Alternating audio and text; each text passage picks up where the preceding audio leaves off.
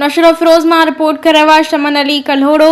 नौशरो फिरोज़ भरसा ॻोठ हाजी साईं रखियो चांडियो जा रवासी चांडिया बिरादरीअ जा मर्द औरतूं पुलिस खां हथां बेगुनाह क़तल थियल शाह मोहम्मद चांडियो इंसाफ़ न मिलण ख़िलाफ़ उन जी पोड़ी मां बीबी इस्लाम भा रिज़वान चांडियो शहबान चांडियो अताउल्ला चांडियो सदाम चांडियो जी अॻवाणीअ में नेशनल प्रेस क्लब अॻियां एहतजाजी मुज़ाहिरो।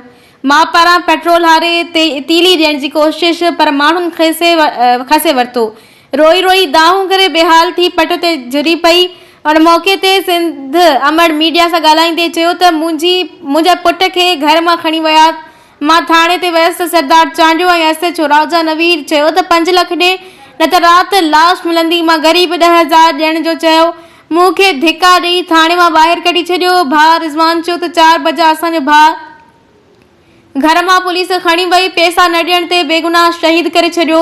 असां कोर्ट विया आहियूं, उते बि इंसाफ़ नथो मिले। इन वस वारनि लाइ दर दर ठोकरूं पिया खाऊं पर इंसाफ़ नथो मिले।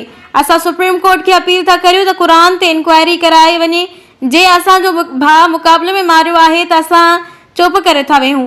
जे कूड़ो मुक़ाबलो करे भाउ क़तल कयो आहे त पोइ DSP सरदार चांडियो SHO राजा नवीर सरफराज़ सूमरो टीम ख़िलाफ़ FIR दाख़िल करे असां सां इंसाफ़ कयो वञे। ॿी सूरत में असां इस्लामाबाद प्रेस क्लब अॻियां वञी इंसाफ़ लाइ पाण खे साड़ींदासीं। उन जा ज़िम्मेवार पुलिस वारा हूंदा।